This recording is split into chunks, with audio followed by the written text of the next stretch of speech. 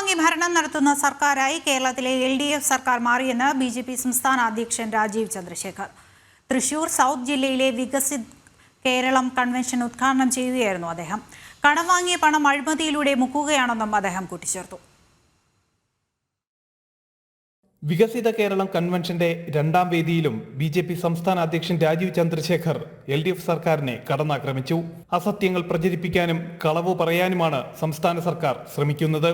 കർഷകരും മത്സ്യത്തൊഴിലാളികളും തുടങ്ങി സംസ്ഥാനത്ത് സമസ്ത മേഖലയിലും പ്രതിസന്ധിയാണ്.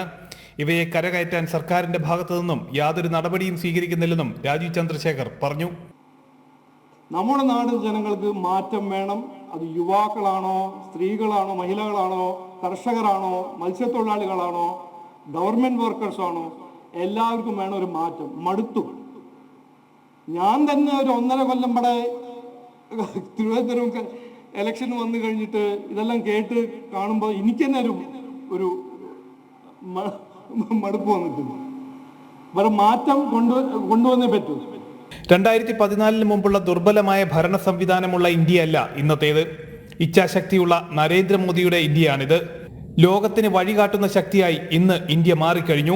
ഭീകരവാദികളുടെ മടയിലെത്തി സർജിക്കൽ സ്ട്രൈക്കിന്റെ ചൂടറിയിച്ചത് നരേന്ദ്രമോദിയുടെ ഭാരതമാണെന്നും കോൺഗ്രസിനെ ഇന്ത്യയുടെ ഭരണകേന്ദ്രത്തിൽ നിന്നും തൂത്തെറിഞ്ഞ പോലെ കേരളത്തിലെ LDF സർക്കാരിനെ ജനം പുറത്താക്കുമെന്നും അദ്ദേഹം കൂട്ടിച്ചേർത്തു. BJP സൗത്ത് ജില്ലാ പ്രസിഡന്റ് AR ശ്രീകുമാർ അധ്യക്ഷത വഹിച്ചു.